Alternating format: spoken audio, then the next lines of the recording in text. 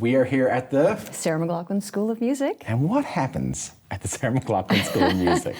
Music happens, right. Passion happens, community. People get together here and make music. They learn music. We teach self-respect and empathy. There's a great mentorship. So we're grade 4 to 12, but we also have a music fundamentals program for little tiny kids. Right. And we have 2 seniors youth choirs as well, which was pretty amazing. So, After school? It's for the most part after school, although with some of the younger grades we do go into the schools and sort of give them a little hint of what's to come when they do hit grade 4. And I say, come on over and see what we're doing. And we also, some of our alternative schools come during the day, in the afternoon, and it's an accredited program for them. And it's not just classical music here. It's pop Oh, not music, at all. No, too. it's, I mean, you know, it's a very fluid curriculum. We're trying to engage the kids and keep them engaged at their level, whatever that might be, and figure out ways to reach them and get them interested in music, get them learning theory, the fundamentals of it, and get them making music together for the most part, because it's such a collaborative, beautiful thing to make music with other people, and that's one of the things that we find is the most beneficial in fostering self-esteem and allowing oneself to be vulnerable and be okay with that, which I think is an incredibly important talent that we all need to move forward as a society, is to be okay with being vulnerable and Right. and showing our true feelings and being able to voice those and being okay with that. Right. What I find interesting about this school is it's not something that. It's been open how long? It hasn't been open. Well, the Sarah McLachlan School of Music, in all its different ways, has been running 17 years. Right. So we got into this building 9 years ago. But you had the idea that you wanted to do something with music education, like even back in the mid-'90s, right? Yeah, I think what happened, I mean, it's a bit of a long-winded story, but my sort of understanding of how good it feels to give started, I think, in 1991. I went to Thailand and Cambodia with World Vision, and I was a barely young adult coming into the music industry, and they said to me, you have a platform. You know, we really want to engage the younger generation and show them what we're doing and try and show them how they can get involved as well. And perhaps you can help us with that. So I went over there and shot this documentary to show the work that they were doing. And, you know, I grew up in Nova Scotia, had a pretty middle-class Canadian upbringing, and my mind was so blown by all the things I witnessed there. And not just, you know, seeing it and stepping away, like actually being immersed in it, spending a day, which doesn't sound like a lot, but spending a day with 12-year-old girls who had become prostitutes, going to the National Pediatric Hospital in Phnom Penh and being witness to a mother losing her baby because she didn't have access to simple medication. Things that we all take for granted in our world. And I came back from that trip with such a profound sense of gratitude, I guess, for all the things I'd taken for granted in my life. And it just made me realize I want to do something. I want to help in a bigger way. I mean, making music feels like a great way to connect and be part of something bigger. And then we did Lilith Fair, 97 to 99, and we gave over $7 million away to charities, a lot of them women's shelters and women-oriented charities. And that felt amazing. It felt so good to use that platform for something good. So I made a lot of money with Lilith and put it into a foundation. And that was around 20 years ago, where I'm like, okay, how do I continue this legacy of giving? Because I don't want that to end. And I want to do something meaningful with all this money that I've made. So that around the same time, all the public music programs are being cut from the schools around here. And just knowing how important music has always been for me in my life, and the fact that we had a robust music program in our schools. I had parents who were nurturing me and paying for private music lessons as well. The idea that kids might not have those kind of opportunities, knowing how it saved me and allowed me to be living this amazing life that I'm now living. Saved you how? Music, because it was the only thing I was good at. And I had a really tough adolescence. Is that so? Yeah, I got teased a lot and bullied and beaten up, and sort of I became a target for whatever reason. I think because I was, unlike you, terribly sensitive and would cry at the drop of a hat. And I'm still like that to this day. Yeah. And so they seek out people like they that. do, You're right. and I just, you know, maybe I had victim tattooed in my forehead. I I don't understand know, that, but yeah. anyway, so it was really difficult, and I had a very hard time climbing out from underneath those labels especially in junior high school, but I had music. And I could disappear into the auditorium and find the piano and play, and instantly it would lift me. It would make me feel okay. It was like a salve that I would pour into my brain and instantly feel a little bit better, like I could manage. And honestly, it's always been like that for me. Like I can have the worst day and be able to come home and sit in front and just play, put my hands on a keyboard and play and close my eyes and sing. It just lifts it for me. Doesn't always fix it, but it lifts that darkness. It's, what do they say? It's therapeutic, not remedial. Like it's therapeutic. It helps you through the moment. It might not solve the problem. It's viscerally therapeutic, Right. absolutely. So again, because it was so powerful for me in my adolescence in particular, well, even now, I just really, I felt horrible at the idea that kids might not have any opportunity to have music like that in their lives and not be able to have the ability to express themselves in a way that felt so powerful for me. Because it's not just, I have a similar experience to that. I remember feeling like I felt different and I didn't know why. Like I felt like I didn't fit in and I didn't know why until I went to this music education camp in St. John's between grade 7 and grade 8. And all of a sudden I realized that I wasn't, I was this nerd, but there were other nerds like me. There's a tribe. We're a tribe. We're gonna, oh no, it's cool. I'm cool in this world. Absolutely. May not be cool in school. Yeah, and I think, we all get labeled in school one way or another, and it may not be who we actually are. And I find I had to hide. I felt like I was hiding. I didn't know who I was, and I certainly didn't know that there were any other people like me. I thought I was just a weirdo. And my musical experience was insular and lonely because I made music by myself until I met a group of guys in a band called the October Game, and they brought me in as a keyboard player originally. And of course, I begged and pleaded my parents to let me do this, and they didn't want me to do that because I, of course, was coming from a classical music upbringing. And don't sully yourself. This was a rock band. It's not okay. God knows what they're going to get you into. But they begrudgingly agreed. And honestly, the first gig we ever played, I was 17, and we were finally, grew up doing classical music recitals, which I hated because I never practiced enough. I was never ready for them, and I always felt terribly nervous and judged and never felt good. To get up in front of 400 people who didn't know me and sing my heart out and see and feel this power of emotional connection. Like they were digging what we were doing, and we were having an amazing time, and they were having a great time. It's like, oh, this is the best drug in the world. This feeling right now of I've just found my purpose. That's what it felt like. And that is a beautiful thing. And we, at this school, we really encourage cross-collaboration. There's a lot of, mixing up different kinds of music and playing together. It's a really big part of the school. It's not even if you're going to be a professional musician either. Not at all. Like music education. It can help with other things. It's a vehicle.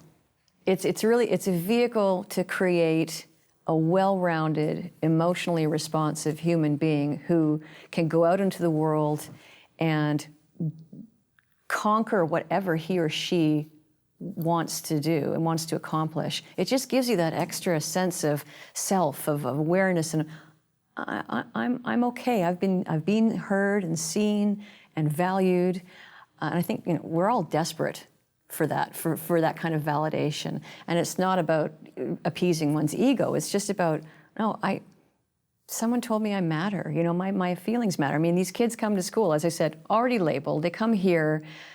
Loners, some completely normal, whatever normal means. Yeah, right. But we all come with our issues, and this is a place where everybody gets to leave those labels at the door and be equal. And not just be equal with their peers, but be equal with the teachers. Like, sometimes this is a place where these kids, this is the one adult or a few adults that will meet them at their level and say, hey, what's going on? How are you? I want to hear from you. You have value. Show us what you can do. Do you keep up with people who have come out of this place? Yeah, we're trying to get better at that too. Yeah. There's been a couple, just like one great story I can think of. Chris Ma, who graduated 4 years ago, he went to McGill, and he actually just graduated in, what was his degree in science, I think, neuroscience? Well, but it wasn't music? Wasn't music, but he went to McGill for 4 years, and he was here, I think, for 7 or 8 years.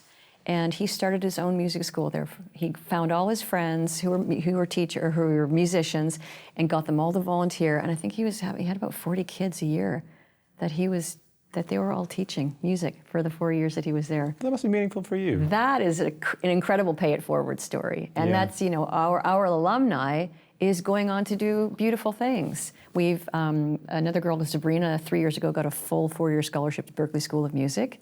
And we're partners, and every summer they have a summer intensive program, and 2 of our kids get to be part of that, which in itself is an amazing experience.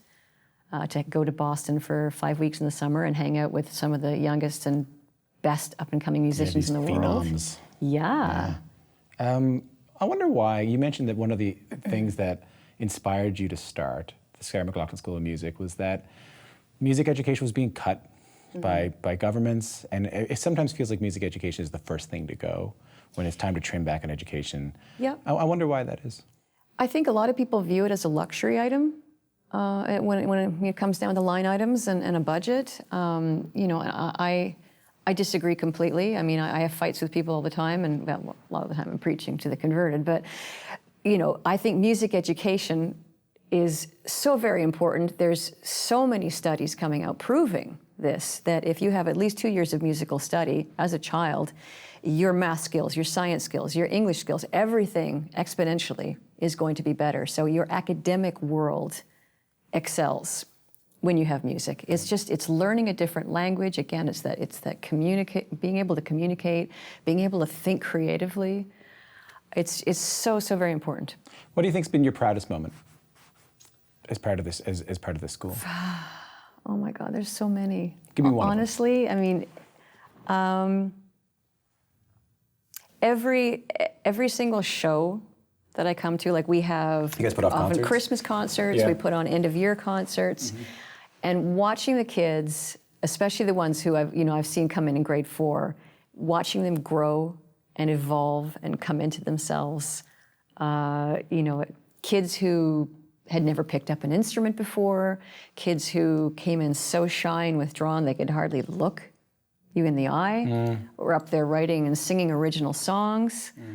Those kind of moments are truly beautiful. And then, there are hundreds of letters from parents. I mean, because often the parents are going to be a little more forthcoming in talking about the progress of their child. And so many letters saying, oh, my kid was headed in the wrong direction and getting with the wrong friend group. Things were going south. She wasn't in school. She came into your music program. Things have turned around. She's found a new friend group. She's found her tribe. Yeah. Here. I have to say, I don't know if it's the time change, but I'm getting a little emotional hearing you talk about it, because we both remember that feeling. Oh yeah, well, it doesn't go away. We carry that with us, even as adults. And I think I find it so powerful. You see, again, being so ostracized and bullied as a teenage girl, to watch the teenage girls in particular push each other out onto stage and hold each other's hands, and when one of them's doing a solo, the other 2 are behind her, encouraging her on, and then cheering her on. Like that kind of stuff is thrilling. Most of these kids are not going to go on to become professional musicians. That being said, some of them are. It's a vehicle for so much more than just music and just music education. It's just it exponentially, it just creates better human beings. Last time we talked, it was all about awards, and you were getting a big award from SOCAN at the time. We're here mainly because you're to talk about the school, but also to talk a little bit about the Junos. You're going to be hosting the Junos, and it gave us an opportunity to look back on you as a big part of the Junos. Because I feel like for a while there, whenever I tuned into the Junos, I was watching something about Sarah McLachlan. You've had such a long and rich history. It was like Sarah McLachlan and Great Big Sea, at some point we're going to cross my television at some point or another. And so I want to look back to 2017. You were inducted into the Canadian Music Hall of Fame. I mean, it's such a beautiful moment. And there were these testimonials from Sheryl Crow, from Josh Groban, from Bill Clinton. Yeah, that surprised me. Yeah, you weren't expecting that one? I wasn't expecting any of it.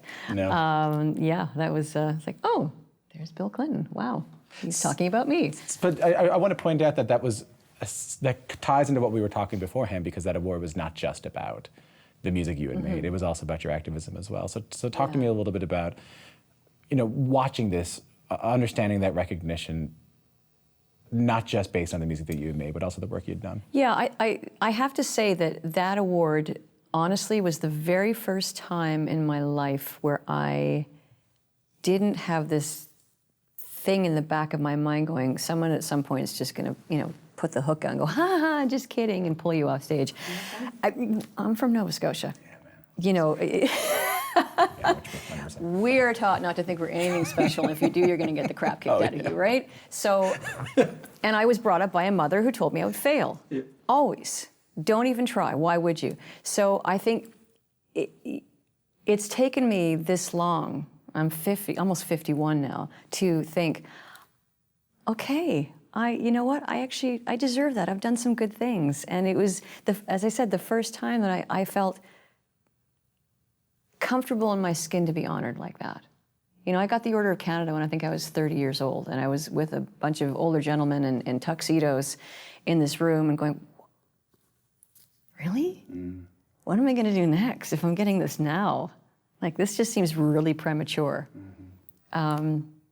So it was a beautiful thing to be able to reflect on everything and go, I've got some shit done. I had a friend of mine in a bar the other day say, so how's everything going with the show?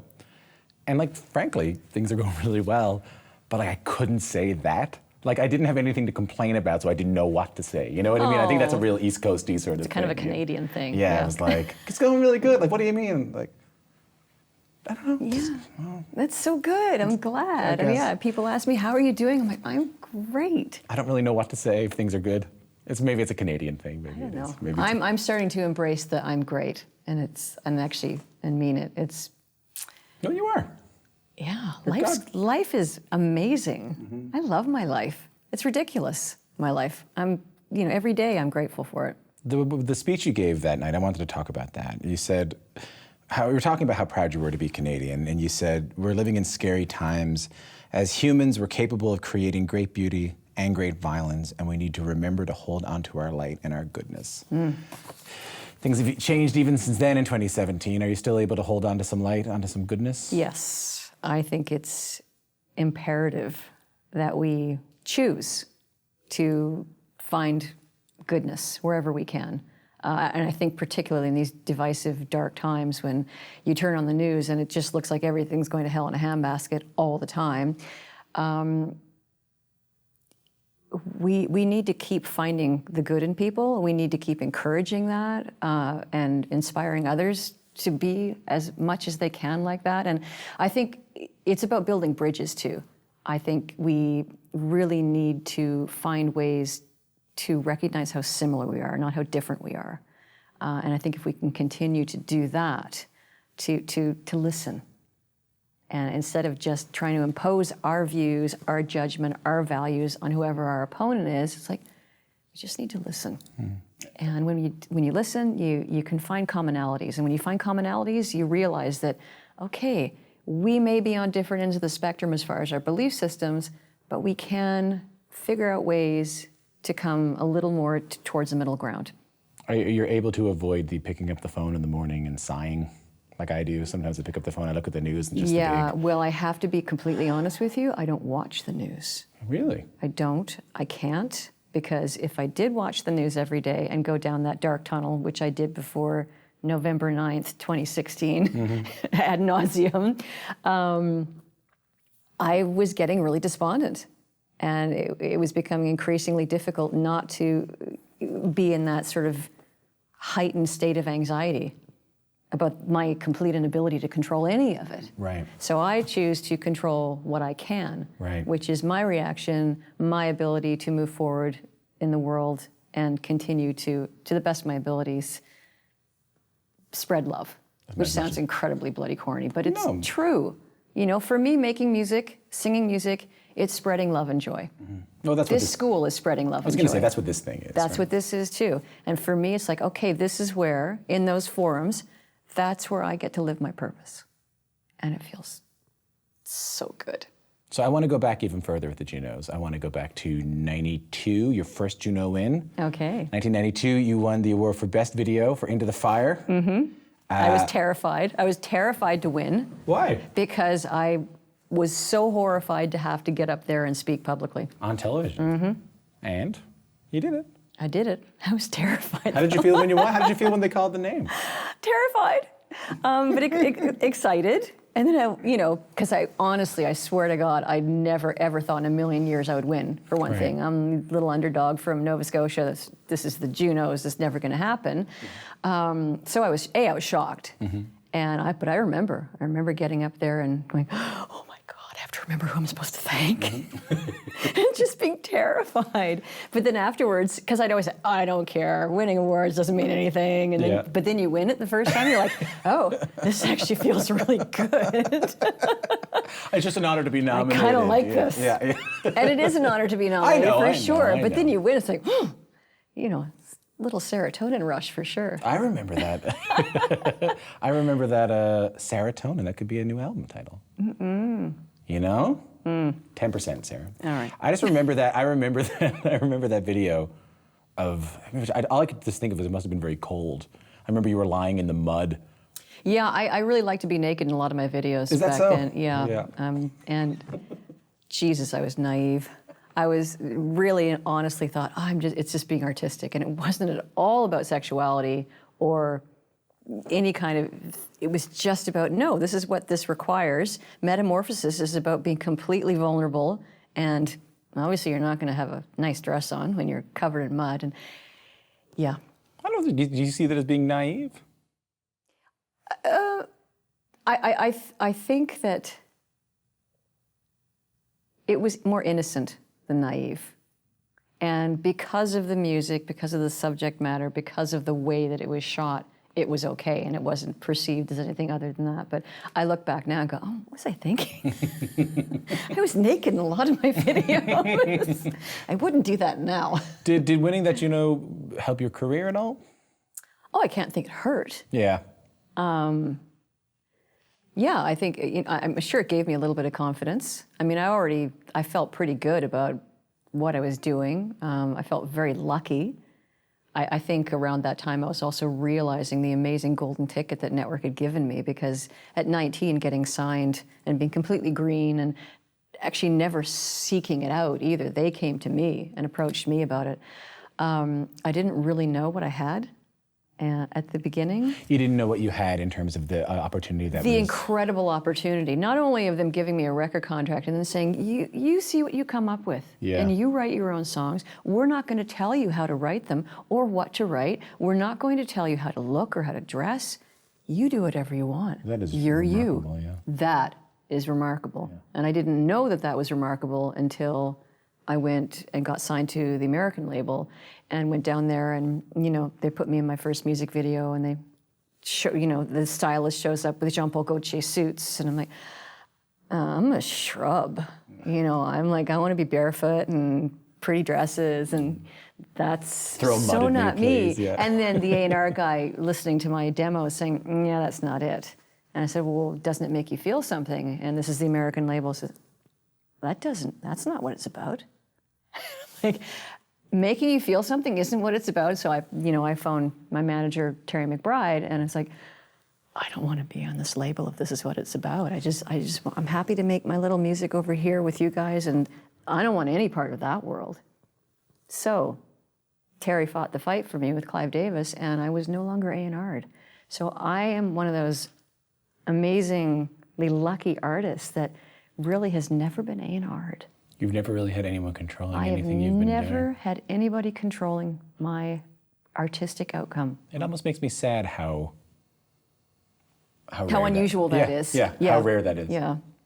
And but it's also just nice to hear. I mean, I talked to a lot of people who, like yourself, found great success in the United States and found great success around the world. It is nice to hear someone talk positively about the Canadian industry in that way as well, like what you had in Canada. Yeah, and in particular with Network, like they were really they were, I think, groundbreaking in the way that they viewed their artists. They really gave us a ton of freedom.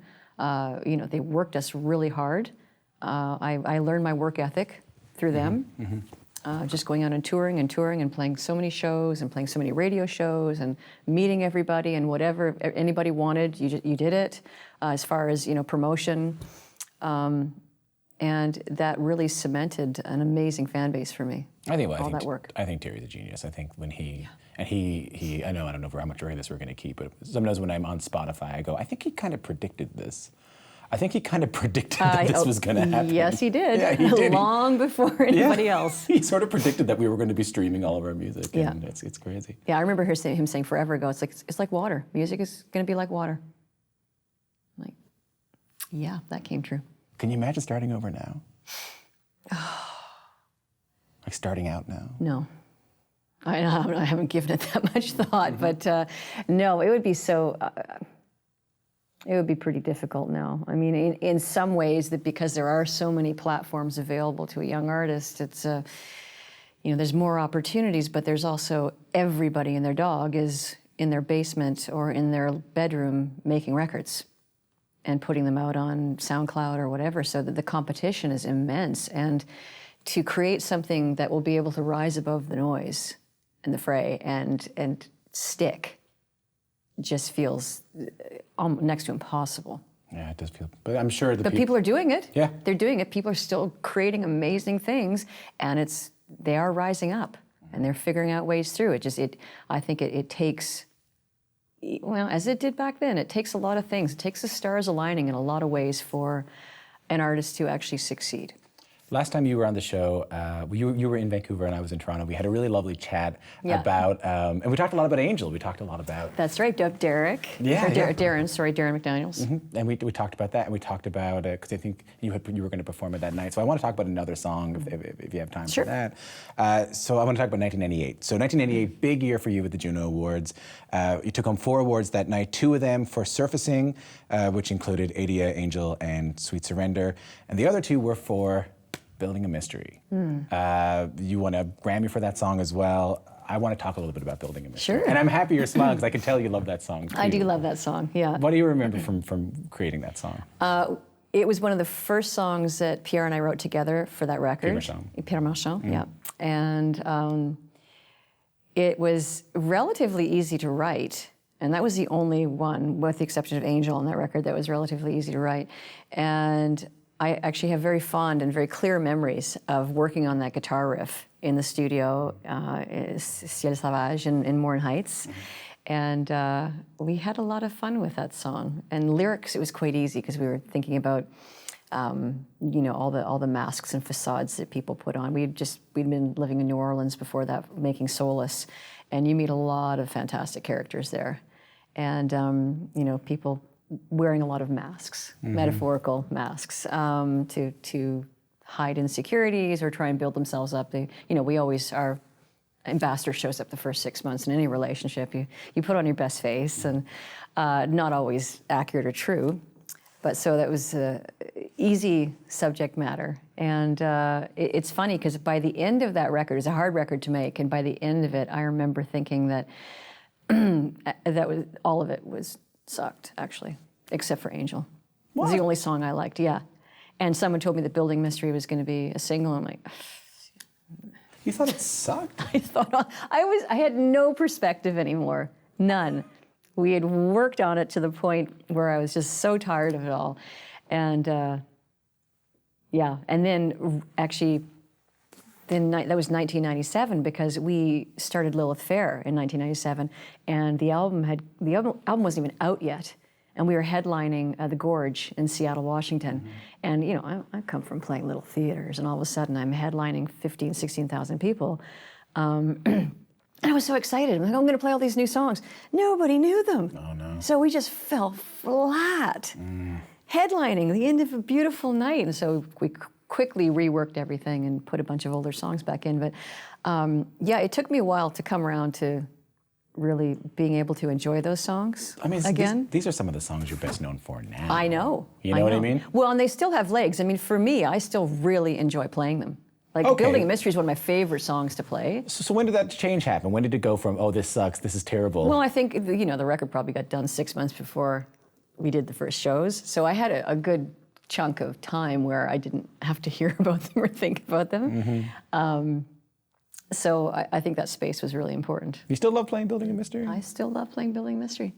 Yeah. It's a beautiful song. Thank you. It's one of my favorites. It's a lot of fun. I love gang vocals too. Any opportunity I have to have guys singing. Get a bunch of people around a microphone. Building Mystery.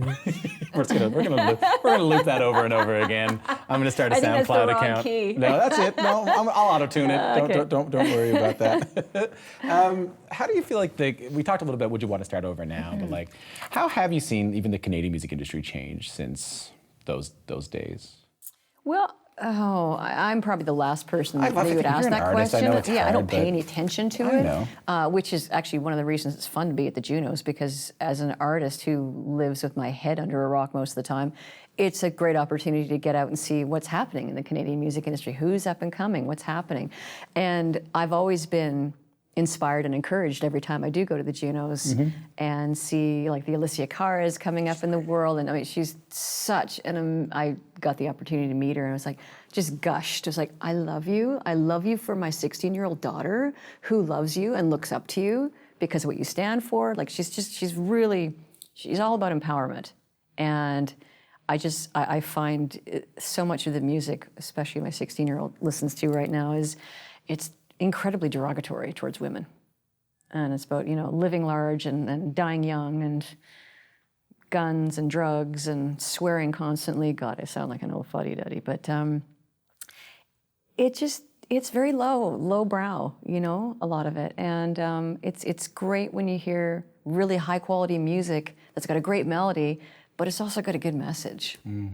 Again, back to positivity. And, you know, we as artists have the ability to, you know, we have a platform and we use it for whatever we want to use it for. And that, as you know, as an individual, I'm not going to judge anybody for what they choose to talk about, but I am encouraged when I see a young woman standing up for herself and singing about being empowered and being able to say no. And I think we need those role models. I hope you take some time every now and then, even though I always say these are the moments you only have when the plane's about to land and you can't use your phone, but you get that, you can't really read anything either, you know, you're just kind of in it. I hope you get a moment to think a little bit about that you mentioned Alessia Cara and Shawn Mendes and Justin Bieber, and I mean, these are artists who are successful in Canada, but also successful internationally. Internationally. Yeah. I hope you get a moment to acknowledge that you set a table for a lot of these artists. You know what I mean? Like your template of being able to be a Canadian artist and have massive success. There's not that many of you, Sarah. Oh, well, thank you. I feel like there are quite a few of us. In the percentage-wise? Well, you know. I guess it's all relative, but I don't know about that. I consider myself in great company. I mean, we have a huge country and a lot of amazing artists have come out of our country over the years. And it's nice to be part of that. Why did you want to host the Junos?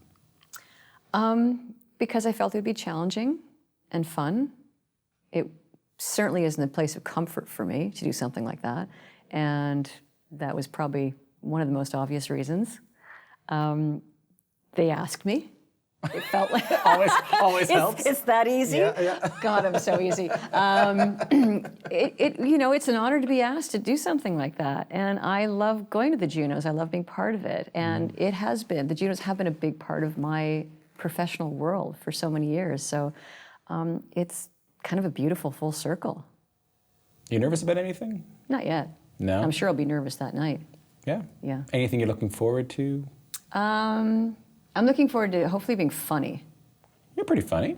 Yeah, but most people don't know that or think that. And You've been funny today. Well, thank you. Pretty good. I think it'll be fun. It'll be fun to see everybody. I mean, honestly, that's one of my favorite things is we as traveling musicians, we're always ships passing in the night. I hardly ever get to see any of my buddies from Toronto. So this is a great opportunity to all kind of be in one room for one night and have a big party. You gonna do anything to prepare for it? Am I gonna see you like down at some stand-up comedy club Sarah McLachlan getting up and doing 5 minutes. Oh God, I hope not. No. No, I'd almost rather be unprepared and just, I like off the cuff. Not that I'm sure there's going to be things that I'm reading and it's a script and I'm going to be prepared for it and I'm going to have some control over the things that I say, which will hopefully be funny. Mm-hmm. I'll laugh. Thank you. Well, I'll have to be funny for that to happen, but hopefully I will be. I'll laugh no matter what. Oh, you're so sweet. I'll give you that laugh. Thank you. I love that I got to talk to you twice in 1 year. This is fun for me. Aw, thank you. Thanks for making the time. My pleasure.